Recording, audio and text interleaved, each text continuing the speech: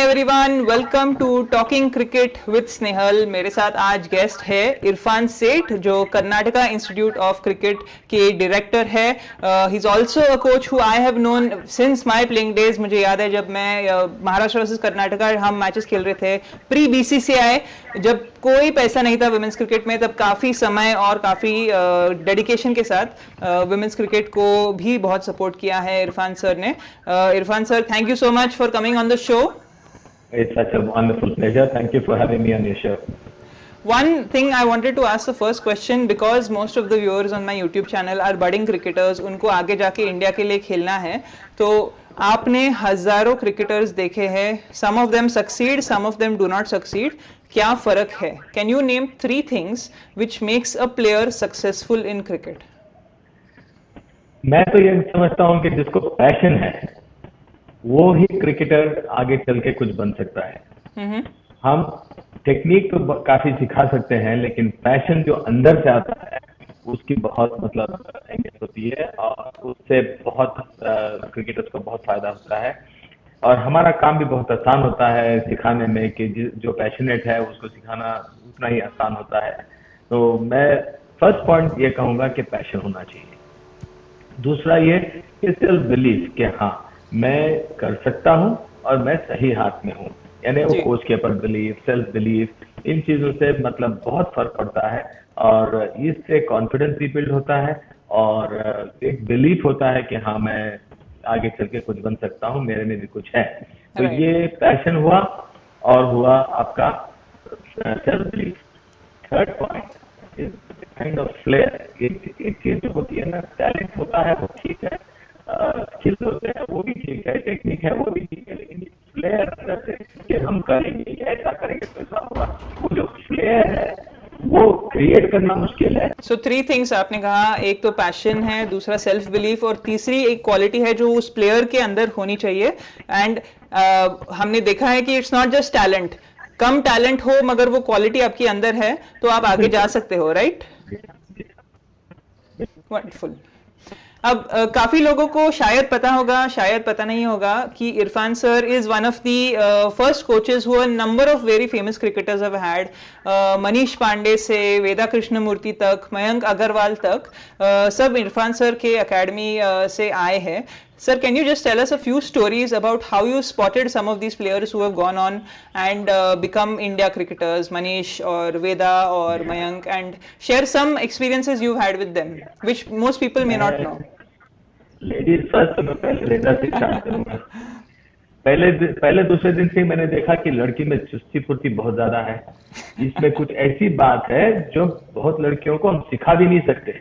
Right. सिखाने की कोशिश बड़ी करते हैं, लेकिन बड़ी मुश्किल होती है कि उनको ये सिखाएं। जो मैंने कहा फ्लेयर और चुस्ती फुर्ती, ऐसे जो उसकी चाल चलन जो ऐसी थी, कोई 10-11 साल लड़की जैसे नहीं थी। Right. वो 8 से 11 थी, लेकिन वैसे माइंड से और उसकी एक्टिविटी से काफी बड़ी थी। Right. तो मुझे ऐसा लगा कि इसमें कुछ बात है। अब देखते देखते समर कैंप का वक्त खत्म हो गया। अब वो उसके पेरेंट्स उसको वापस लेने आए। ऐसा लग रहा था कि कोई एक इमोशनल सीन है, कोई विदाई का वक्त आ गया। मतलब इस तरह से वो एक लगाव हो गया था उससे, और मुझे ऐसा भी लग रहा था कि ये लड़की कुछ स्पेशल है, ये कुछ बनेगी। तो ये मेरे दिल में बात थी। अब मैं हिचकिचाते हुए, डरते डरते उनके पेरेंट्स से कहा, देखो इस लड़की में बहुत खूबियां हैं, इसको आप विलेज लेके जाएंगे तो फिर उसको वहां पर इतना मौका नहीं मिलेगा, और हम भी चाहते हैं कि हम इसको ग्रूम करें, तो अगर आप मौका देंगे तो आपस में वो परेशान थे। इतनी छोटी लड़की रखेंगे कहाँ, कैसे होगा। तो वो कश्मकश में थे। बातचीत आपस में उसके पेरेंट्स की हो रही थी, उनकी सिस्टर भी थी, तो वो थोड़ा सा डाउट में थे कि मुश्किल काम है। और मेरे मुंह से उस टाइम ऐसा निकला कि मैं बोला, देखिए ये अपने कैंप और कर्नाटक से नेक्स्ट करुणा जैन बनेगी। और उसी टाइम करुणा जैन इंडिया खेल रही थी, इंडिया की वाइस कैप्टन थी।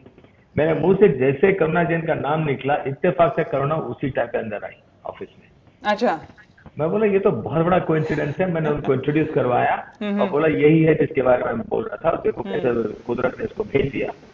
तो आपस में लोगों की बात हुई और पता नहीं क्या कैसे करना ने उनको इन्फ्लुएंस किया या जो भी हुआ, तो उसके पेरेंट्स फिर सोचने लगे कि ठीक है हम कोशिश करेंगे, इसको रखेंगे। तो अब सारा टाइम वेदा कृष्णमूर्ति स्कूल में लड़कों के साथ खेल रही है और अपने कैंप में भी बॉयज एंड गर्ल्स मिक्स खेल रही है, और उसका इन्फ्लुएंस कुछ ऐसा था। साथ में करुणा जैन है, नुशीन है, वनीता वे, ममता, बड़े बड़े क्रिकेटरों के साथ उसका मतलब इंटरेक्शन इतना अच्छा रहा कि वो बहुत जल्दी टिक करने लगी। इत्तेफाक से उन दिनों में स्टेट का भी कोच था, कर्नाटका स्टेट का।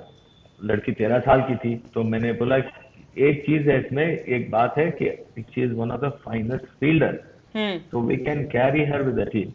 She can be an asset to the team purely as a fielder alone. Forget batting and bowling. उस टाइम लेग स्पिन बॉलिंग भी करती थी वेदा, तो सेलेक्टर्स मान गए और सीनियर टीम में 13 साल की एज में उसको डाल दिया। और the very first match of the tournament Kerala में था, कोचिन में। वो पहला मैच था आंध्रा के अगेंस्ट, और उसी मैच में जैसा मेरा उसके पर भरोसा था वेदा पे, सबसे बेस्ट प्लेयर उसके डायना डेविड का कैच, उसने इतना जबरदस्त कैच पकड़ा कि फिर वहां से मैं कह सकता हूँ कि वो permanent member of Karnataka side हो गए। तो ये रही वेदा कृष्णमूर्ति की स्टोरी। वहां से उसने मुड़ के नहीं देखा, फिर वो रेलवे और कर्नाटका और इंडिया, बाकी लगे थे, rest is history. Tell us a little bit about Manish Pandey, Mayank Agarwal, इनके साथ आपका स्पॉटिंग कैसा हुआ, इंटरेक्शंस कैसे थे, और उनकी खास बात क्या है या आपकी खास उनके साथ मेमोरी क्या है जो शायद बाकी लोगों को पता नहीं होगी? हाँ, ये भी मैं बहुत खुशी से आपको बोल सकता हूँ। जब हमारा कैंप 1996 से स्टार्ट हुआ था, वो फर्स्ट बैच में एक छोटा सा लड़का हसमुख, इतना उसको लगन और प्यार क्रिकेट से कि हम कुछ नहीं बता सकते। वो छोटा सा लड़का अपने कैंप में था, तो सब लोग उसको लाइक करते थे because he had a very nice smiling face, और सबको गुड मॉर्निंग गुड आफ्टरनून, क्योंकि उसका मिलिट्री बैकग्राउंड था। डिसिप्लिन तो वेरी हाई क्वालिटी के डिसिप्लिन थी, और सबको ग्रीट करना वेरी रिस्पेक्टेबल, जैसा फौजी लोग करते हैं उस तरह से वो ग्रीट करता था। वो सबका, he was very dear to everybody. Cricket से ज्यादा उसके अच्छेपन से हम उससे मुतासिर थे। सब लोग उसको लाइक करते थे कि इतना स्वीट बच्चा है। फिर ऐसा हुआ कि 2-3 हफ्ते में अपना कैंप जब सेटल हो गया, 2-3 हफ्ते में प्रैक्टिस मैचेस होने लगी और मैं अंपायरिंग करता था, तो मैंने देखा इतना क्रिकेटिंग सेंस उसमें था कि एकदम लाजवाब।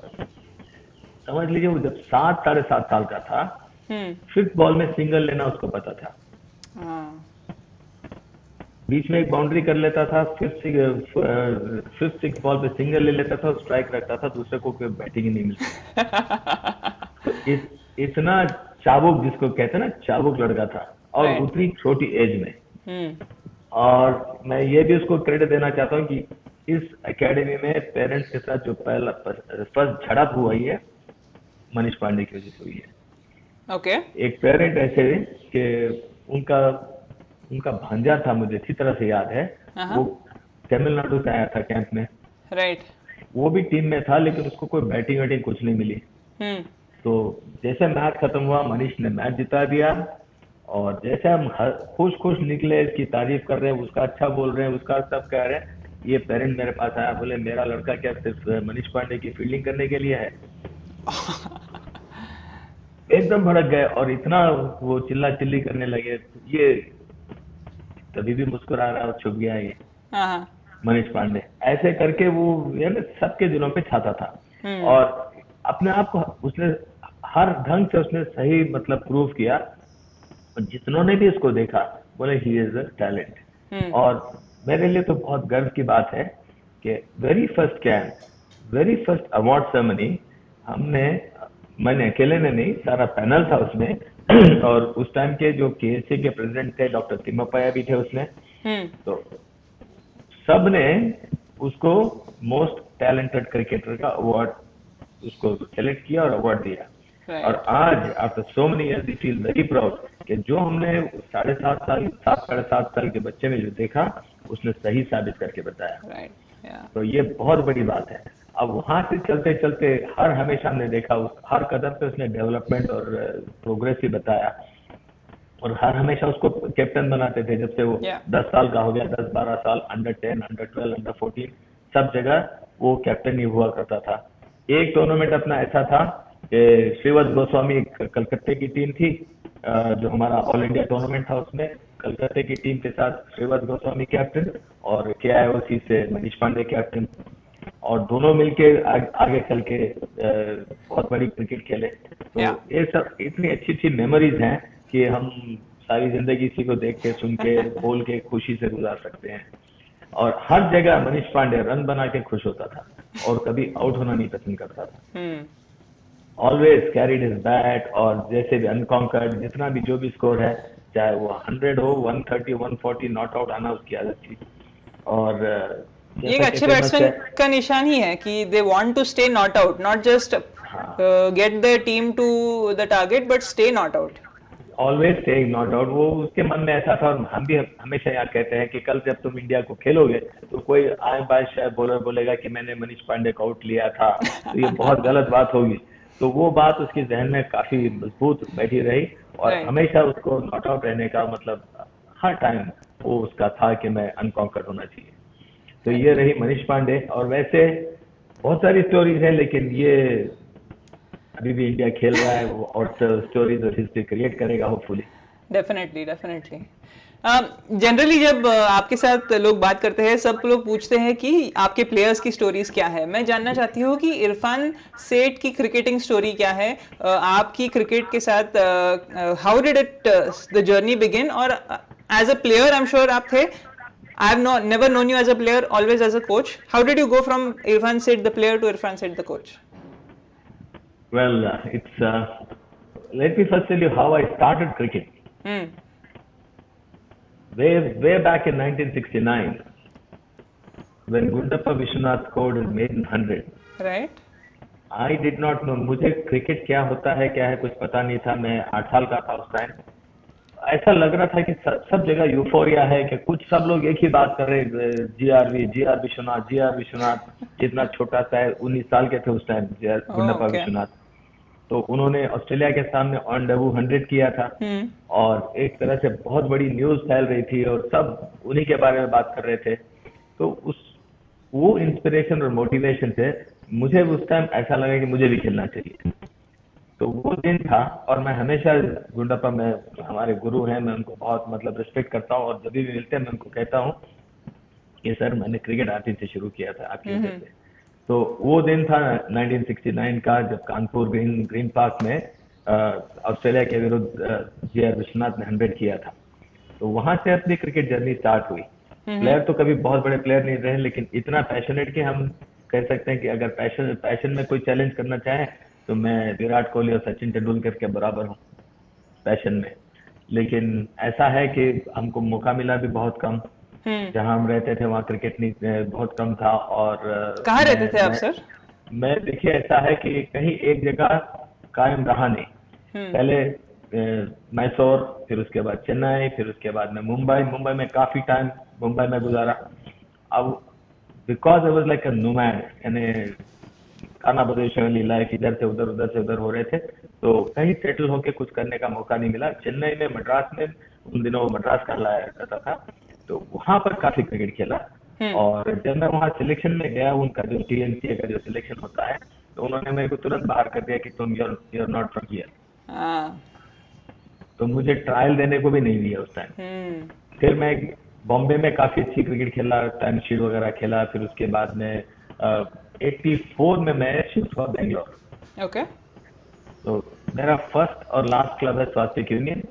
तो वो क्लब में ब्रजेश पटेल वगैरह सब काफी नामचीन क्लब है, बहुत मशहूर क्लब है, और ये ऐसा क्लब है जो मतलब हाई पेडिग्री है।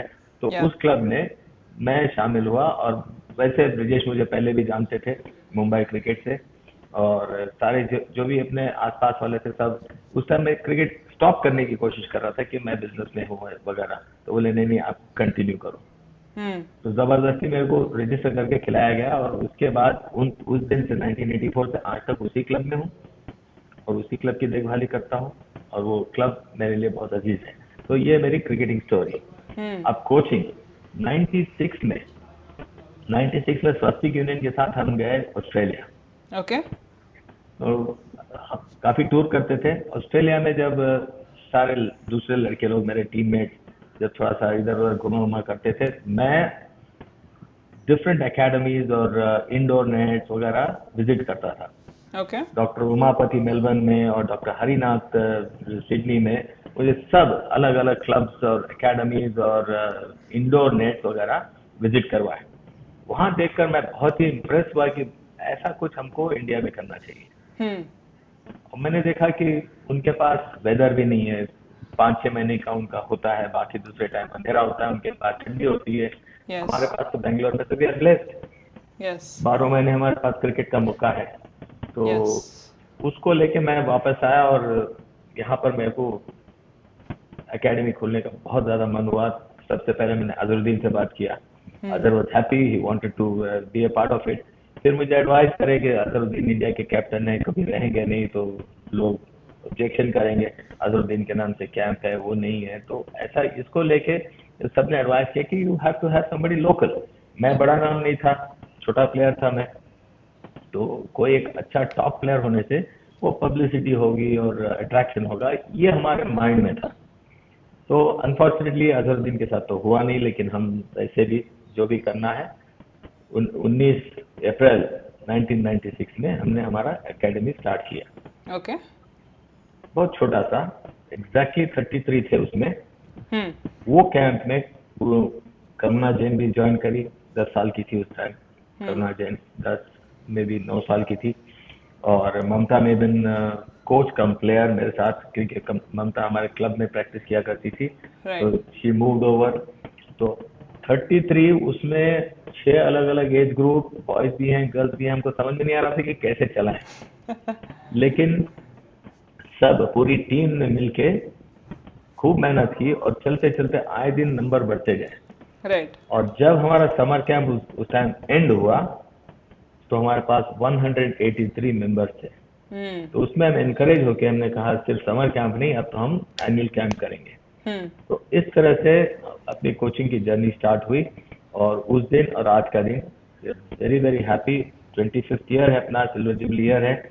और अनफॉर्चुनेटली ये पेंडेमिक वगैरह चल रहा है, but otherwise very very happy with the cricket that we have seen, experience and enjoyed. Brilliant, sir. You've told me all the inspiring parts of the journey. I'm sure there are some struggles along this journey also.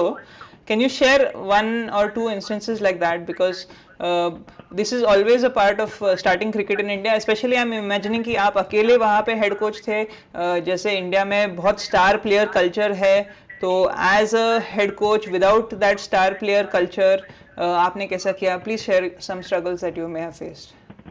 Actually मैं हमेशा positive रहना चाहता हूँ, मैं अपने struggles के बारे में बोलता नहीं हूँ, लेकिन आपने पूछा है तो मैं मुख्तसर सा मतलब some point I will just tell you कि मेरे को सबसे बड़ा एक प्रॉब्लम था कि जो आता था, चाहे वो क्रिकेटर हो या पेरेंट हो या कोई भी, एक चीज बोलते थे कि आपने क्या कौन सी क्रिकेट खेली है जो आप सिखाएंगे।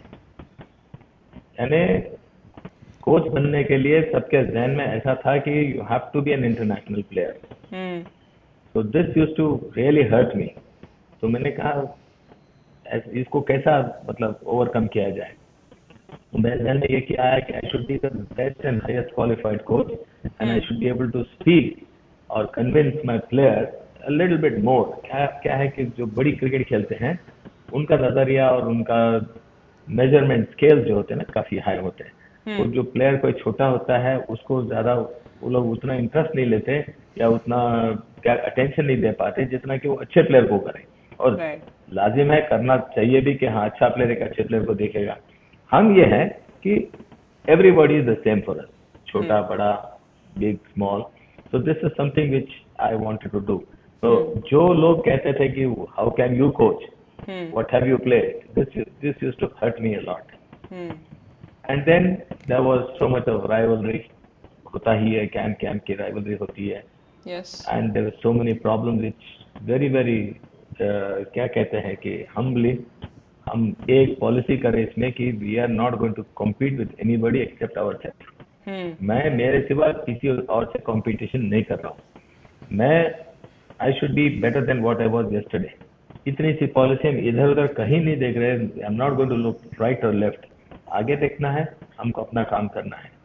जो भी रिजल्ट आएगा अच्छा आएगा, अपने बच्चों के लिए अच्छा है, बुरा आएगा तो और मेहनत करेंगे और सुधारेंगे।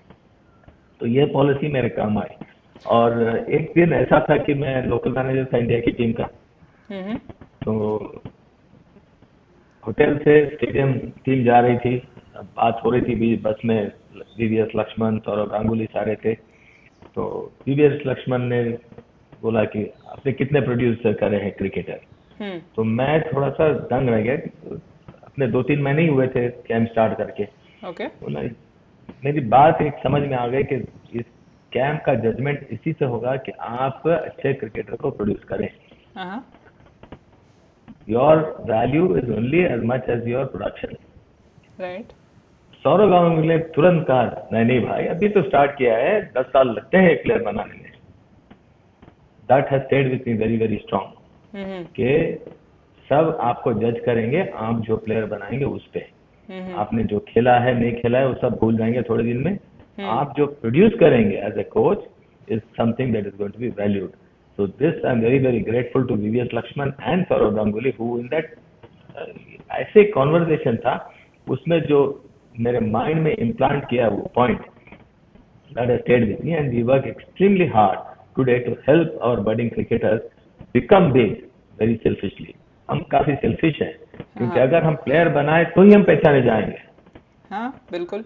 तो इस पॉइंट को लेके हम जो करते हैं सेल्फिशली करते हैं, लेकिन ये है कि सबको इससे फायदा होता है, नुकसान किसी का नहीं है। करेक्ट। आपने एक बिल्कुल सही चीज कही कि इंडिया में ये जो एक कल्चर है, कितना खेला है कल्चर, जी, that is something which 25 years ago it must have been even more. तो yes, अब जाके जब आपके कैंप में से करुणा ने इंडिया खेला, आगे जाके मनीष पांडे ने इंडिया आईपीएल खेला, तब जाके what changed? Did you get the perception of you from outside? Did it change once these cricketers, once your production changed? Did the value increase? Was that your experience? Absolutely, there is no doubt. उसका कोई doubt ही नहीं है. They have added a lot of value. All these boys and girls, 5 international women cricketers. Yeah. Mamta Maven, Karuna Jain, Nushin Al-Khadir, Vanita VR and Veda Krishnamurti. और 2 international who are playing outside. Sindhu US की captain है और Sonia ओडेट्रा England test player है। तो ऐसा करके अपना एक वुमेन क्रिकेट में काफी बड़ा पैकेज है जो केएफसी का कंट्रीब्यूशन है। और इंडिया में तो बॉयज में रॉबिन उथप्पा, मनीष पांडे, मयंक अग्रवाल और अंडर 19 इंडिया ए वगैरह में काफी सारे लड़के हैं। आप देवदत्त पडिक्कल है, शुभांग हेगड़े है, ये लोग सब, इनकी वजह से काफी वैल्यू एडिशन होता है, उसमें कोई डाउट नहीं है।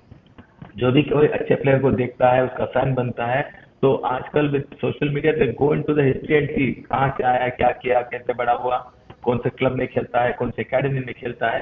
तो इस वजह से we get a lot of punch and you know boost, जिसकी वजह से रिकग्निशन, फेथ, बिलीफ, आप लोग समझते हैं कि हाँ क्या उसी कुछ क्रिकेटर बना सकता है।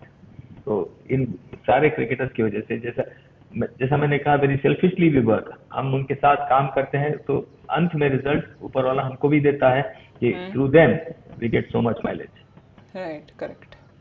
You also worked with multiple coaching qualifications है आपके पास, आपके अंडर मल्टीपल असिस्टेंट कोचेस है। एक अच्छा कोच कैसे बनता है और क्या बनता है, वो कौन से क्वालिटीज है which make a good coach, ये भी आपके you must have experience about this. Can you tell us, can you pinpoint a few qualities जो एक अच्छा कोच बनाता है? First of all, coach should be compassionate. He has to have empathy, he must feel one with the player. उसको ऐसा लगना चाहिए कि वो सक्सेस हुआ तो मैं सक्सेस हुआ, मैं वो फेल हुआ तो मैं भी फेल हुआ। So this is very important. We have to empathize with the player, and as a coach, we have to not only see the technical and tactical matter, but we have to try and understand their mindset. हर एक खिलाड़ी, हर एक character, हर एक इंसान अलग अलग characteristics लेके आता है, उनको समझ के उनको उस तरह से हैंडल करने की क्षमता होनी चाहिए। Right.